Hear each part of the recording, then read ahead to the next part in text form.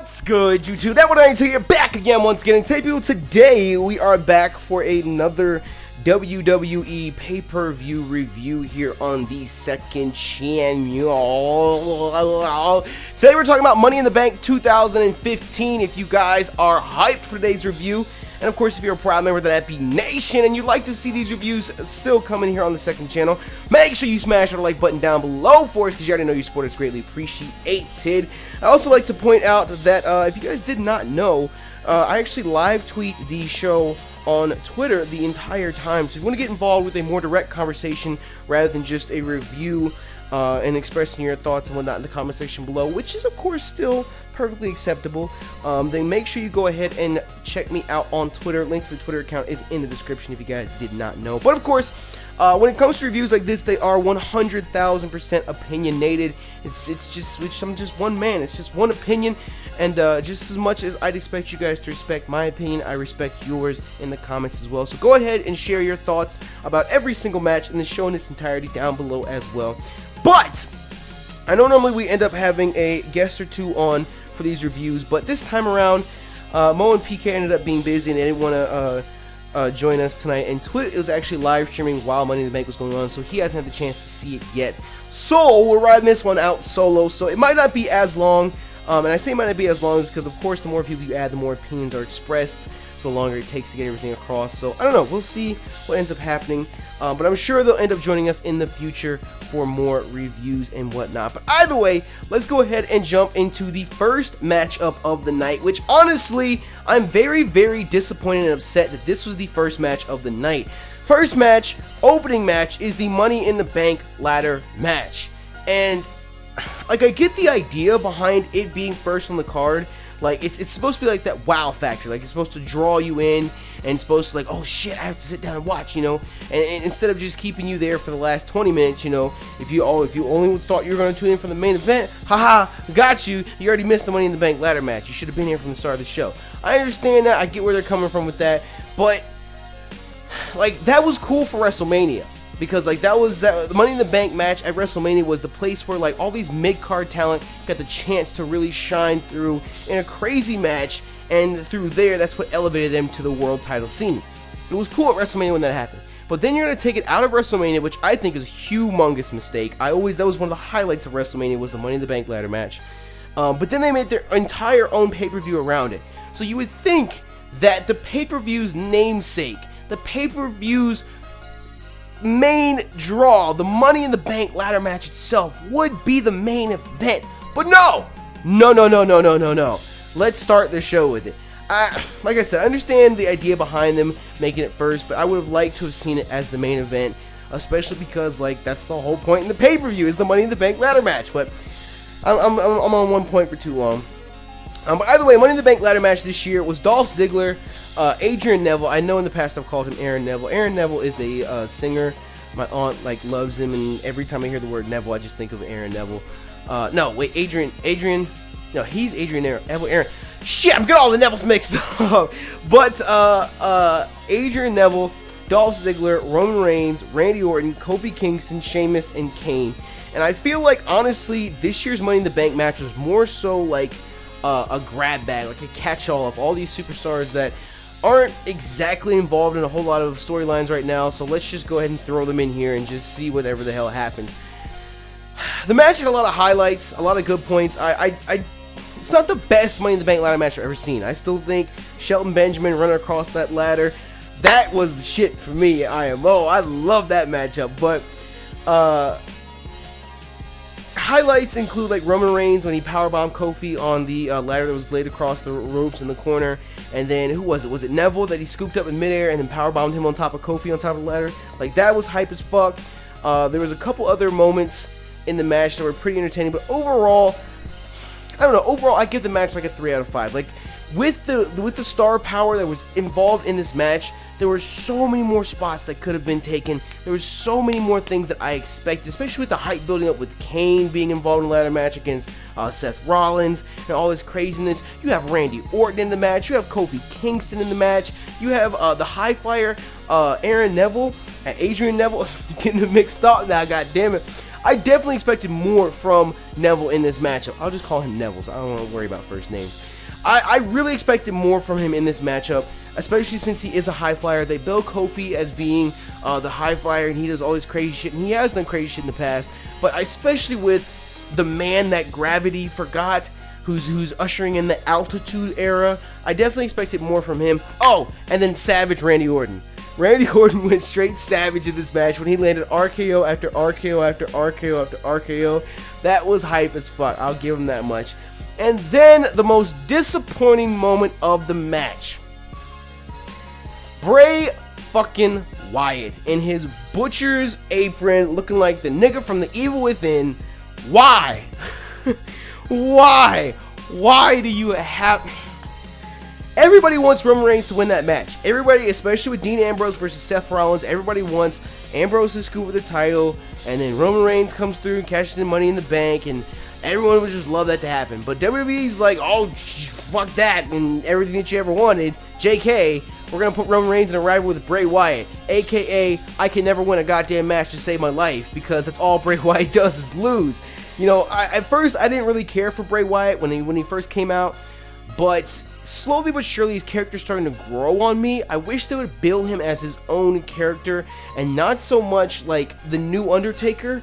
And at the same time, he's got to start winning matches. He has to start doing something more impressive in the ring, like the Sister Abigail, that's cool.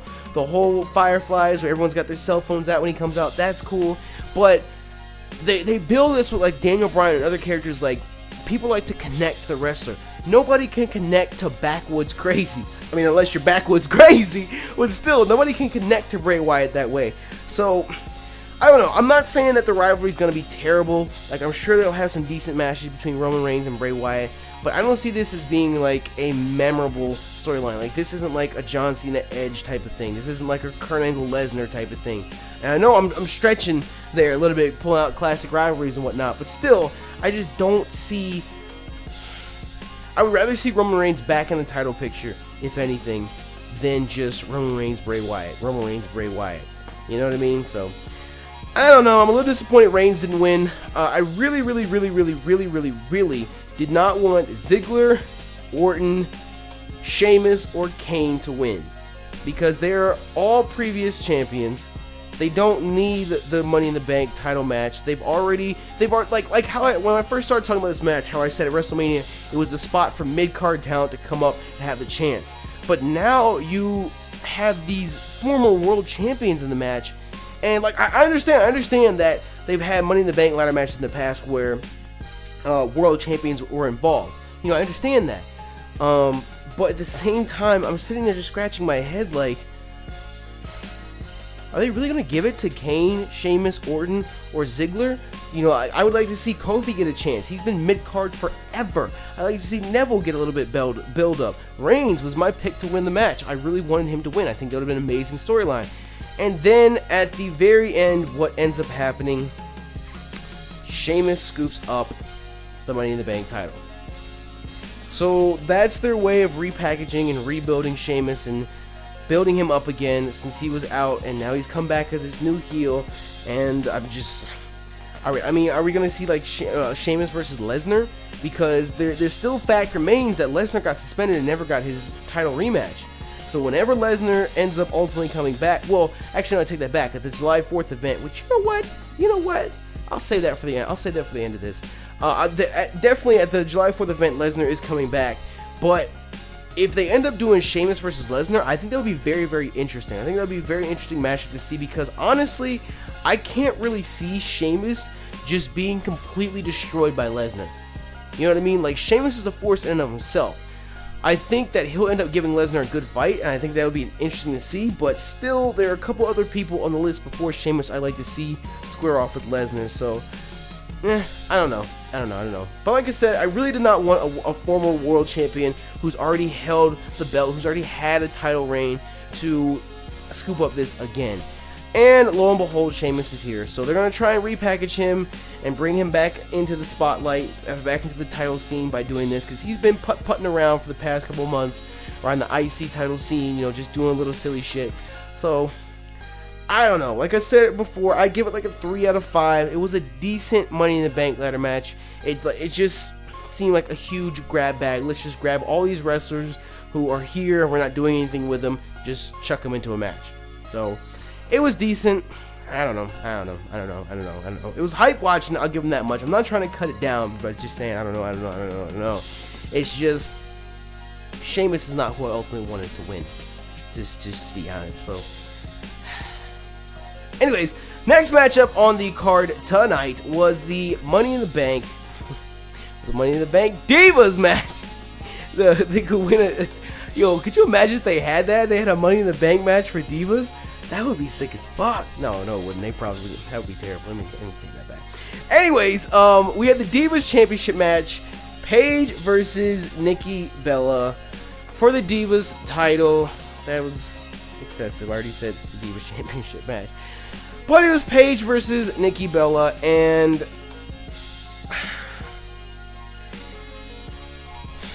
I'm honestly not a fan of either. I know Paige is like the golden child in the Divas division right now. Everyone loves Paige. Everyone wants Paige to do all this, yada, yada, yada.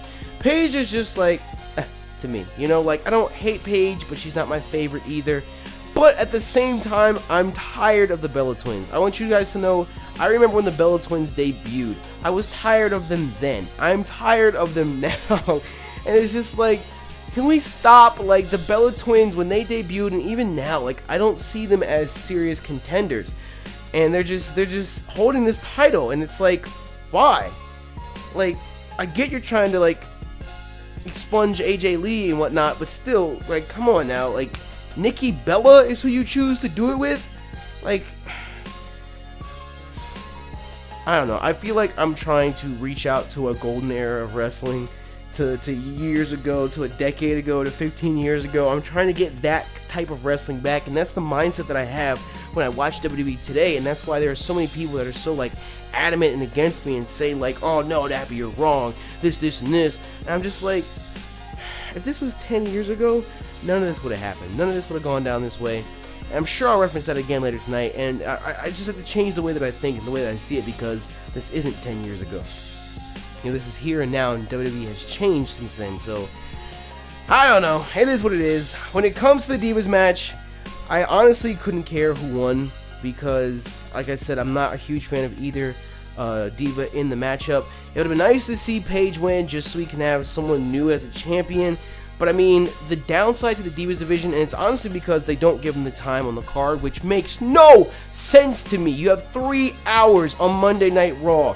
You think you could highlight somebody else besides one Diva rivalry, you know what I mean? You think you would have the chance to do that, but nope, they don't do it. They showed all these Divas in the back watching the match. There was, what, like 10 Divas there? And how often do you see any of those 10 Divas wrestle? Never. Never, ever, ever. You only ever see Paige and Nikki Bella. You used to see Naomi for a little while, but then now she's swept under the rug as well, and it's back to just Paige and Nikki Bella. And it's like, why even have a Divas division? Why even have a Divas? Just have a champion and have people come up and challenge them. And just do it that way. You know, you only have one rivalry going at a time in the Divas division, so it's just, to me, I guess the point I'm trying to get across is that it's becoming super duper stale over and over again with the same stuff, and they have these Barbie doll Divas, and it's just, like I said, I wish Paige would have won that matchup. I'm actually really upset with how it ended, with the sense that Nikki and Brie swapped places and nobody could tell the difference between the two of them. Like, I get they're twins and whatnot, but still, and it's just, it seemed like a whack way to end the match, in my opinion. I think that Paige should have gotten the W. And it just, again, they're drawing out this storyline. Is it because these are only Divas that actually pull the audience? Well, why is that? Because they're the only Divas that are involved in the storyline. So, I don't know. Like I said, I'm sure I'm being extra critical on matches that I really don't care about. And this is one of them. So, I'm gonna really try in future reviews to kind of sort of rein it back a little bit and stop being so harsh on the Divas, because you got to understand, like I said, that the 3-hour show on Monday Night Raw, and they only end up getting one match each week. So I don't know, I'm gonna go easy on the Divas in future reviews, and for right now, like I said, it was a decent Divas match considering. I'm just upset with the way that it ended. So I don't know. I would give it like a 2, maybe a 2.5 out of 5. And then I feel bad for that because now I feel bad for giving the Money in the Bank ladder match a 3 out of 5 when, you know, the Divas match is like right underneath it right there. So I don't know. It was okay. Like I said, I'm not a fan of either Diva. I just wish Paige would have the title just so we can see something new. That's all. Because I'd like to see Paige versus Layla, or Paige versus someone else from the Divas division besides just being Nikki Bella running through everybody over and over and over again. So I don't know. It is what it is. It is what it is. It is what it is. It is what it is. The third match on the card tonight, I actually completely forgot about until they announced it. They said this is coming up next because it developed so quickly. You know, it just happened a week or so ago, and that could be because Ryback just got the Intercontinental Championship 2 weeks ago, so they haven't had much time to build up a storyline. But we have the Intercontinental Championship, Ryback defending against Big Show. And honestly, I like this matchup. I was actually really looking forward to this match. You know, again, once I remembered that was happening. You know, I like both Ryback and Big Show. But like we mentioned in past reviews, you know, you can't build the Big Show as this world's largest athlete and he's this dominant force when he's actually not a dominant force at all. You know, last week on Monday Night Raw, Ryback picked him up and dropped him. You know, like I tweeted out before the match started, I said, we've already seen Ryback pick up Big Show and drop him, so what can we honestly expect from this matchup? You know, what's honestly going to happen? If Ryback already ran through Big Show once, like, is Big Show going to stop him now? No. And like I said, they really haven't built up much of a rivalry yet, so I guess that's why the match ended the way it did. There wasn't really a whole lot of highlights in this match because it wasn't all that long. You know, they just came out, they threw their punches, and then all of a sudden, The Miz, who was on commentary, I don't understand why The Miz is even involved. Like, can we find someone else that's less relevant and throw him in here? Can we get, what is his name, Simon Crow from NXT? Can we put him in here? He might just be a little more relevant than The Miz is. Like, goddamn. Miz is still involved in this, and he was on commentary. And of course, he ends up getting Ryback DQ'd, so he withholds the championship, or he retains the championship via disqualification, because the championship can't pass hands through DQ. And that's obviously going to be their way of like building the rivalry up, because it has only been 1 week old so far. So I can imagine at the next pay-per-view, whether it's Battleground or whatever it's going to end up being, I would like to see Big Show and Ryback again. But because of all this interference from The Miz, because I can honestly see it going one of two ways. Either because of interference from The Miz or whatever, they're going to have like a steel cage match or something that's preventing outside interference. Or they're going to interject Miz into this and have a triple threat match for the IC title, which, if that's the case, Big Show's definitely not going to end up winning. Because again, they build Big Show as this dominant force, and then he just gets run through by whoever's here. And it's like, I don't like that. You know, I feel like I'm resorting back to the same review that I did last time with PK and Twit, where I was talking about I want them to build up the Big Show. I want them to make him like undefeated for a year. You call him the world's largest athlete. He is a fucking giant, and he loses half his matches. But again, that's my mindset of WWE 10-15 years ago. You know, let's rein it back and focus on what's actually happening now, and Big Show is just here to be used as something to push other talent. So I can't really expect Show to scoop up the IC title. They're not going to strip it off Ryback that soon, especially when the crowd loves Ryback as much as they do. So they're just going to build Big Show as this heel and push Ryback as much as they can. They're going to take The Miz, who honestly, nobody wants to see The Miz in anything at all ever again. They're just going to take whatever little fandom he has and push Ryback as well. So if they do end up being a triple threat, I could see Ryback still retaining. If it ends up being 1v1 between Show and Ryback again, honestly, like I said, we've already seen Ryback pick up Big Show and drop him. So I honestly can't see Big Show scooping up the IC title anytime soon. So I don't know. I would be surprised if Show did scoop up the IC title over the next couple months. Pleasantly surprised, albeit. But honestly, I expect Ryback to retain and them to just carry on this rivalry for as long as they want or as long as they can. And I mean, I don't know who's in the IC title scene now that would prove a threat to Ryback. Nobody. There's nobody here putting around. Barrett, you're gonna make Barrett IC champion again. Neville, he's gonna land that red arrow and pick up the IC title, maybe. I don't know. So I don't know. It'll be interesting to see. We still have it was about a month until Battlegrounds, I think. So I don't know. Like I said, it'll be interesting to see where this plays out. When it came to those two those two different scenarios that I offered up earlier, I would honestly prefer to see just Ryback versus Big Show. If they want to do it in steel cage, they want to do it in any type of matchup, that would be awesome. I'd love to see that happen. I would love to see that happen. I'm not just saying that because I don't like The Miz. It's just because this is an actual good rivalry. It's the big guy versus the Big Show. So like, I would love to just see that with no interference, no Miz. Like, Miz just seems like the odd one out here, you know. So I don't know. It is what it is. I'm gonna have to abandon my dreams of them pushing Big Show or Mark Henry anymore. I think someone left a comment on the last review that we did when I first brought up that idea, and they were saying like they're not going to give Big Show or Mark Henry a push like that anymore because they've been here for 10, 15 years. They've been doing this for so long. It's time to push younger talent. And just to contrast that, like, again, like I mentioned last time, like if you push someone like Big Show and you make him undefeated for a year, and then you have some new young talent come through like Ryback or like somebody else and finally pin the Big Show, finally stop him and finally put him down, like that would be one hell of a gigantic push. One hell of a gigantic push. But like I said, I just gotta get my mindset to how WWE is now, and I don't think that's gonna ever happen. So I'm just gonna enjoy my Big Show matches as I get them and scoop up the W's whenever they come and just be happy with it. But like I said, from here on out, I'm actually really interested, and I'd love to see where this rivalry actually ends up taking us. And I hope they don't just cut it short, and I'm just preparing for the worst as The Miz is involved. But either way, I can't really rate this match too high because there wasn't really too much that happened. You know, it was stopped by DQ before anything crazy could go down. So meh. I'm just gonna leave this rating list, and maybe for the next pay-per-view review we'll have something actually interesting and crazy go down between the two of them. But in the sense of making someone undefeated and pushing them, the fourth match on the card tonight, and what is arguably, actually, it's not even arguably, it was the best match on the card. And honestly, I'm happy to say that about John Cena because it's been so long since I've actually sat down and said that John Cena was a part of the best match of the night. Let that sink in for a second. Let that sink in for a second.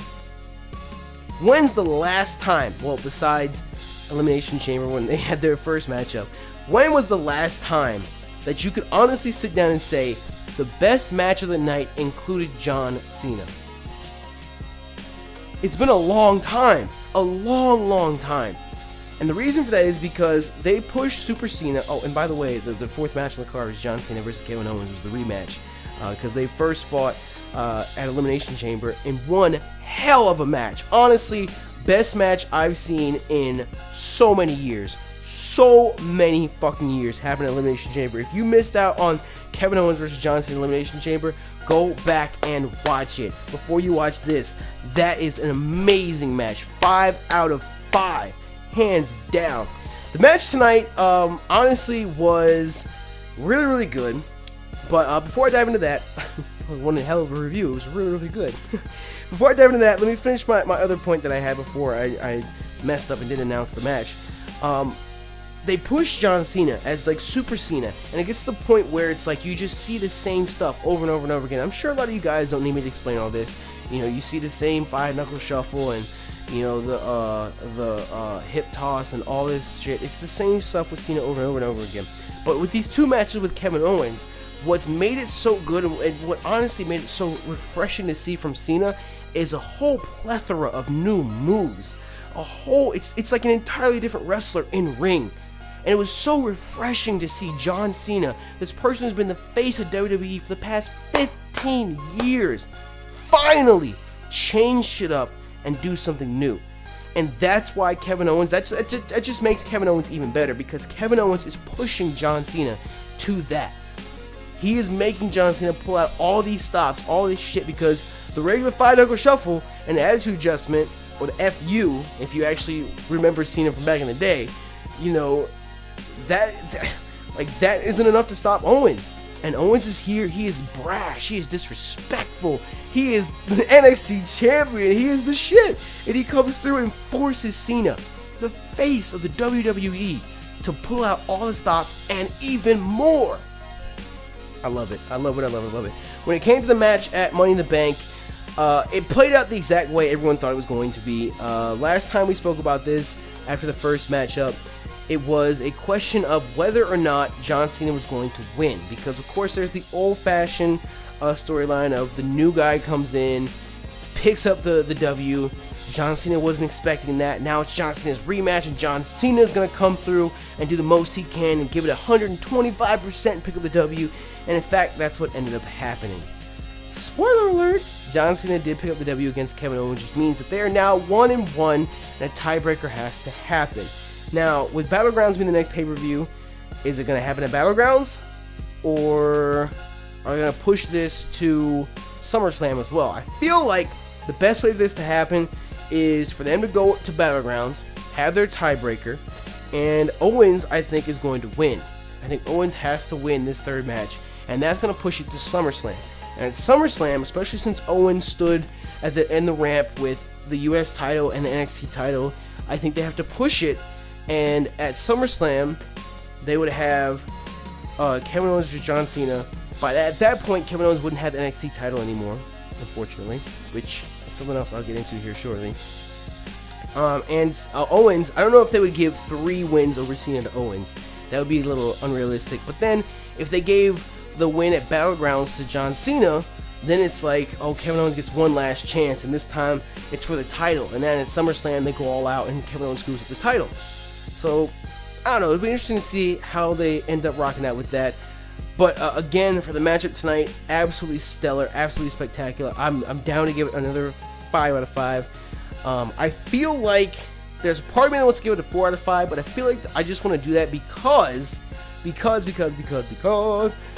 reason I want to say 4 out of 5 is because I feel like I'm comparing it too much to their first matchup, because their first matchup was just so wildly impressive that it's like, how can you top that?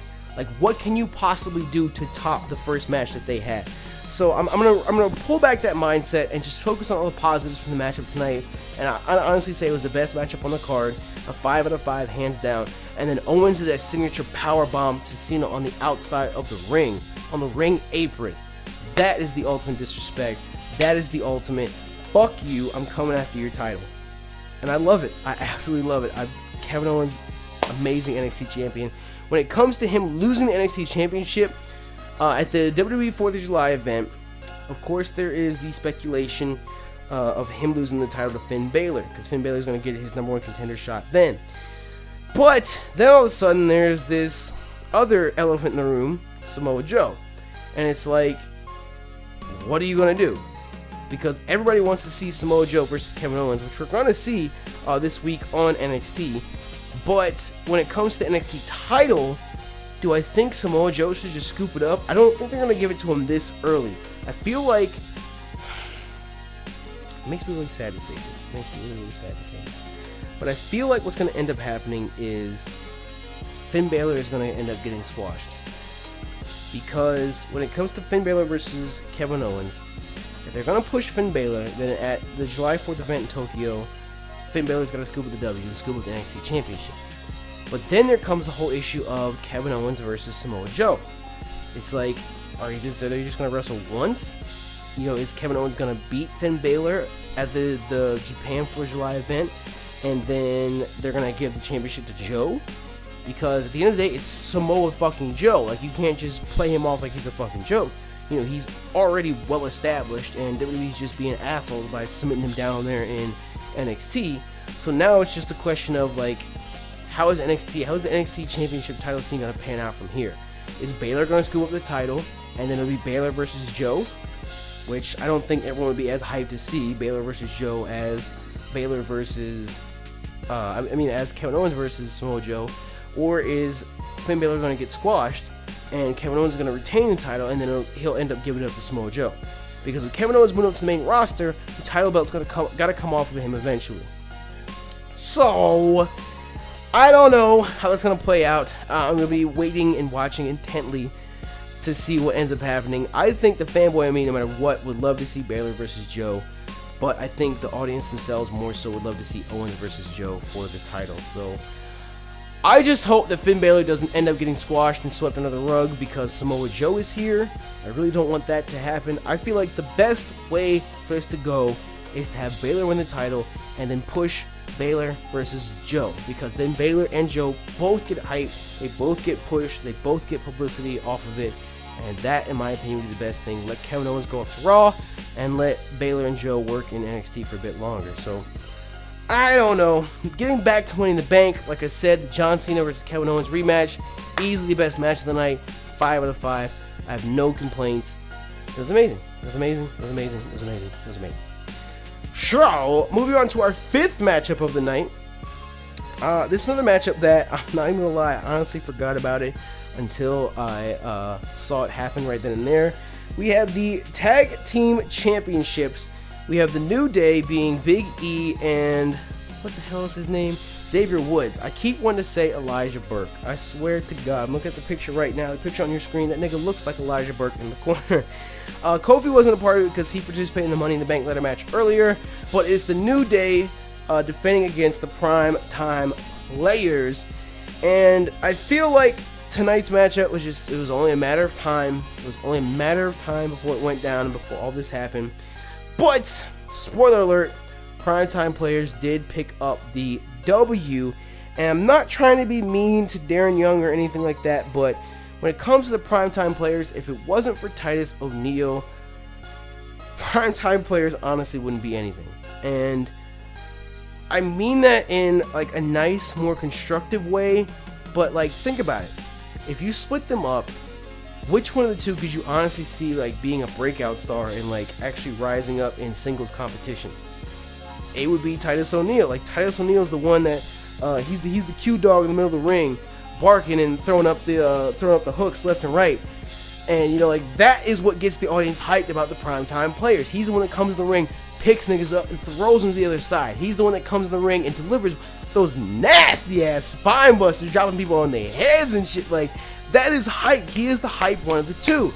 So, like I said, I'm happy that the Primetime Players won, but I feel like Titus O'Neil would excel even more if they were to put him in the singles competition. You know, like I would love to see Titus O'Neil versus Ryback for the IC title. We were talking about who could Ryback possibly face now for the IC championship. I would love to see Titus O'Neil, and I think that with enough work and with enough time to build him up, he could be something like the next Rock. I'm not trying to compare him to the Rock just yet. I'm just saying, if you build him up, let him go through the ropes, let him go through the ranks, I would love to see Titus O'Neil go all the way to the World Heavyweight Championship scene. But that could just be the fanboy in me. That could be the Q-Dog family, the blood running through me. But we'll see what ends up happening with it. But like I said, Primetime Players did ultimately end up scooping up the W tonight, which it makes me kind of sad because I'm in the minority here. I actually do like the New Day. And I like the New Day for the fact that when you like look at Big E's face when he's in the ring participating as New Day. You know, they honestly look like they're having so much fun being the bad guys out there. And I'll tell you this much, at first it made me sad to see Kofi Kingston and Big E being played that way, being worked that way, but they've grown on me. I like the New Day because they honestly look like they're having fun. So I kind of sort of have the same outlook on this match as I had for the Divas matchup tonight, in the sense that I didn't really care who won, but it was more so in the sense that I like both tag teams, so I don't really care who wins because I like them both so much. So, if the New Day retained, I wouldn't mind, but at the same time, I'm happy that the Primetime Players actually did pick up the W because we have new champions now. I feel like this will spark and incite a really good rivalry. I think from the tag team division, which really good rivalries and really good matchups is something that it so badly needs. So badly needs. I think we're going to get great matchups from this because obviously New Day is going to get their title rematches probably at Battlegrounds. They're going to go back and forth in the next couple weeks. I would love to see like a TLC match between them. I would love to see them push this rivalry to the limit just to see how good of a tag team match can we get out of this. You know, so I don't know. I enjoyed it. I would honestly probably give this matchup like a 3.5 out of 5, maybe. I feel like being giving it a 4 is a little too generous for just a regular tag team matchup, especially since we've had stellar and outstanding tag team matchups happen in the past. For just the regular tag match that happened tonight, I'll give it like a 3.5 out of 5. It had a really hype and exciting ending, especially with the crazy ass spine buster that Titus O'Neil delivered. But as I was mentioning before, I think they just need to work on Titus O'Neil a little bit. You know, he's a little rough around the edges right now, but you know, just work on Titus O'Neil, and I think he can go far in WWE. Honestly, I think Big E could do the same. You know, they started to build up Big E in the IC title. How did I even not think about Big E when I was talking about that with Ryback? I think they could build up Big E and have him go do crazy well as well. You know, I'm just tired of WWE squashing these superstars and keeping them at the mid-card level. You know, if you want to push new talent, actually give it the chance. You know, they did it to Cesaro. You know, I think Cesaro is amazing, and they really pushed him, you know, a year or two ago. I don't remember the exact time period, but they really pushed him a little while back, and then out of nowhere, they just squashed him all over again. And I'm like, why? Like people were liking the European uppercuts. They were liking all this. Cesaro has decent potential. And then you just squash him out of nowhere. And you push some other random scrub, and it's like, why? Like, why build these people up? They did it to Big E a little while back. You know, they had Big E in the mid-card title scene, and he was doing well. People loved Big E. He was doing crazy in the ring, and they just squashed him. They had him go up against Rusev, squashed him. And it's like, stop that! Stop that! Like, come on now. But the final matchup for tonight, the main event, which again I still feel like should have been the Money in the Bank ladder match, but the main event tonight, the WWE World Heavyweight Championship ladder match between Dean Ambrose and the defending champion Seth Rollins. And I guess this was Seth Rollins' time to shine, I guess you could say. This was his chance to prove that he can defend his title all on his own, all by myself, as he says, as he screams in the ring. And they made it a ladder match, which is understandable being at Money in the Bank. They made the WWE World Heavyweight Championship, so the main event technically is still a ladder match, so it's understandable. I'm not really a fan of either one of them, but I absolutely hate and despise Dean Ambrose with every fiber of my being. If there's anybody that deserves to be mid-card level, it is Dean fucking Ambrose. And again, I know I am in the minority with that. I know there are people like PK and a few others who absolutely love Dean Ambrose. And again, more power to you. Everyone has a different opinion. Everyone has a different outlook on WWE as of right now. But I absolutely despise Dean Ambrose. That little kick flip thing he does outside the ring and back in, that is the most annoying and obnoxious thing I've ever seen in my fucking life. And even PK, who is a Dean Ambrose fanboy, says that he does that way too much. Like, you should do that once, maybe twice a match, at the most. This nigga comes out here and does it 15 times in a match. And I'm just sitting there like, why? Stop doing that. Like, that should be like the Shawn Michaels kick up, where he jumps up, or the Undertaker sit up. You know, where it's like, that changes the tide of the match. Not something that you do 5 minutes in, 7 minutes in, 9.5 minutes in, 12 minutes in, 15 minutes in. And it's just, I'm just so sick and tired of seeing it. So when it came to this match, because of how much I despise Dean Ambrose, I wanted Seth Rollins to retain. But at the same time, I'm not the world's biggest Seth Rollins fanboy. I think there are other people on the roster that deserves to be WWE World Heavyweight Champion more so than he does. But when it comes to these two, I would prefer to see Rollins win just because I absolutely despise Dean Ambrose. But I know a lot of people wanted Dean Ambrose to win as well. Only downside to this match, because they had a lot of good spots. You know, I liked it when Seth Rollins was outside the ring throwing Dean Ambrose back and forth. When he did that sit-out powerbomb on top of the ladder with all the chairs, that was sick as fuck. I actually sat up and I was like, holy shit, did that just happen? You know, like, that was crazy cool. I like that. And somebody tell me why they got so many goddamn chairs under that ring. Somebody tell me why. This nigga Seth Rollins pulled out about 25 chairs from under the ring in this one matchup. I'm just like, stop. What are you doing? Stop. A few of the other good points in the match. Dean Ambrose did hit his DDT on the Spanish announce table. It didn't break it, but he did hit it on the Spanish announce table. They went out in the crowd a little bit, and then this is where the beginning of the whole I need to change my mindset on WWE conversation has come from. I know I've mentioned this a couple times in this video so far, but the one spot in the match where Dean Ambrose did the back body drop over the top rope and Rollins landed on the ladder and it cracked the ladder. Where this really hit me was because the crowd started chanting, "Holy shit, holy shit, holy shit."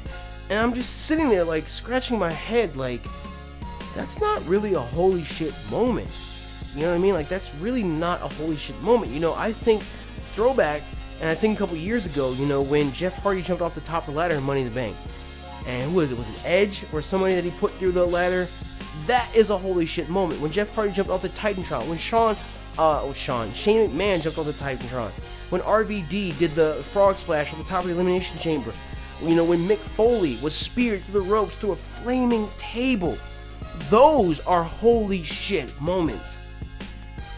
And like, I'm not trying to like criticize Rollins or Ambrose at this point. It's more so just like an aspect of where WWE's at right now. Like, is that how PG we become? Is that how tame and calm wrestling has become, that something as simple as a back body drop deserves a holy shit chant? Like, really? That's what gets holy shit chants nowadays? And like when Ambrose, when Rollins was trying to pull the ladder out from the ring and Ambrose ran across the Spanish announce table and all he did was dive on him, the crowd started chanting, "This is awesome." And it's like, all he did was he just dove on him. Why does that deserve a "this is awesome" chant? Like, really? I don't know. Like I said, I'm trying to be less critical so much because I feel like there are so few times when I'm actually speaking positive about a match. You know, I think there might have only been 1 or 2 matches tonight so far that I've spoken really positive about. So I'm trying to change my outlook and understand and realize that WWE is not the same as it was 10, 15 years ago when I was watching it really, really heavily. So I don't know. It is what it is. It is what it is. It is what it is. Getting back to the match, it had a couple good spots in it. I really enjoyed that setup powerbomb Rollins did. But the ending, I was very, very disappointed about. How they were both on top of the ladder, and they both unhooked the belt at the same time and came down. If this had been a much shorter match, that ending would have been more fitting. Fun fact for you guys, this match, a singles ladder match, ended up being, what, like 35, 40 minutes long? What? That is way too long for a ladder match of this caliber. Way too long for a ladder match of this caliber. Especially for the ending that we got from it. Where it's like, true, Rollins did defend on his own, but at the same time it's like there is still some sort of ambiguity. There's still some aspect of gray area that allows him to retain. So it's just like I would have rather seen a much more triumphant victory over Rollins, and maybe they did that because they don't want to completely bury Dean Ambrose. Maybe that's why. But honestly, from this point on moving out, Ambrose can't really be in the title scene still. Because number one, he was just put into the Fatal 4-Way for no fucking reason at all at Payback. He was just thrown in there. He was there. He lost. He got pinned. Then at actually no wait, did he get pinned? I don't remember. I just know he was in that matchup and he didn't win. Then at the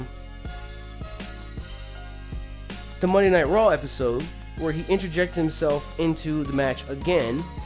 Oh no. Oh my goodness, my head I'm messing everything up right now. He was at the Payback match and he didn't win then. Then he had another match against Rollins. Was this at Elimination Chamber? I'm pretty sure it was an Elimination Chamber, and he ended up not winning that one either. And then he ends up demanding himself to be given another title match, and it's like, why? Why does Ambrose keep getting all these title matches? I know I got that timeline messed up. I know I did, but it's just because WWE's been squeezing in pay-per-view after pay-per-view after pay-per-view after pay-per-view. I have to sit down. See, this is why I need PK and someone else here to straighten out the timeline for me. If this was 10 years ago, I had the timeline down pat. They had WrestleMania, Backlash, Judgment Day, Vengeance, Great American Bash, SummerSlam. You know, I had all that shit memorized. But now it's Payback, and then what pay-per-view do we have to Payback? I can't remember. I just remember we had Elimination Chamber, and then 2 weeks later Money in the Bank, and then it's whatever. Just the whole storyline between them, how Dean Ambrose has demanded a title match. He didn't even qualify for it. He just demanded, let me have my title match. Given title match, steals title belt. Not even champion, but he steals the title belt.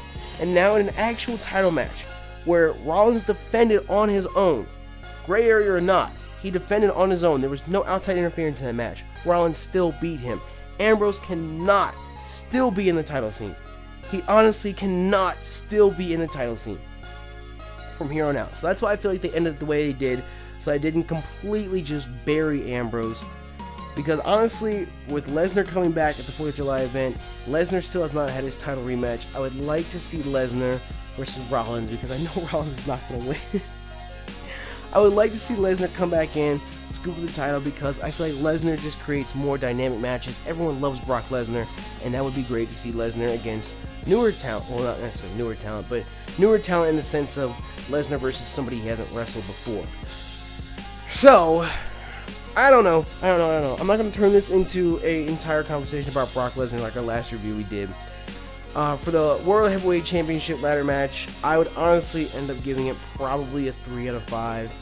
And I feel like I'm being very generous there. They did have their good spots. Like I said, that sit-out powerbomb that Rollins delivered on the ladder and the chairs. That was nice. I set up for that one. So I'll end up giving it a 3 out of 5. So overall, for the entire show, I think it was a little underwhelming, especially with the few matches that they did have, because I was honestly looking forward to 4 of the 6 matches tonight.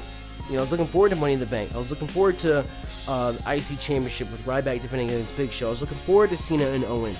I was looking forward to the Primetime Players versus New Day. You know, the Divas match is just the Divas match, and then the World Heavyweight Championship, like I said, I'm not a fan of either one of them, so I don't really care who won, but I was looking forward to most of the matches on this pay-per-view, and it just ended up being very, very underwhelming. I feel like they could have delivered so much of a better show than what they did. But it just has me looking forward to Battlegrounds even more, because I still got my fingers crossed that some actual holy shit moments are going to go down and something crazy is going to happen. So either way, let me know what you guys thought in the comment section below. I know that I'm super duper critical, and I'm trying to change my mindset in the way that I see WWE nowadays.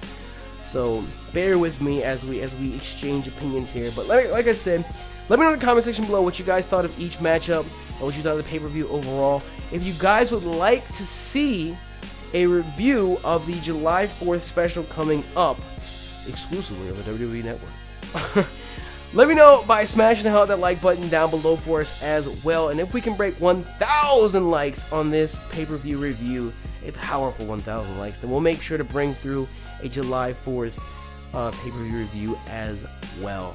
But with that, I'm gonna get up out of here. I've been talking for 45 minutes straight now, 48 minutes straight now. I'm just a fanboy, what can I say? Either way, I'm gonna get up out of here. Thank you all so much for your support, and thank you for checking out the video. Get on YouTube, Nappy182. I'm out.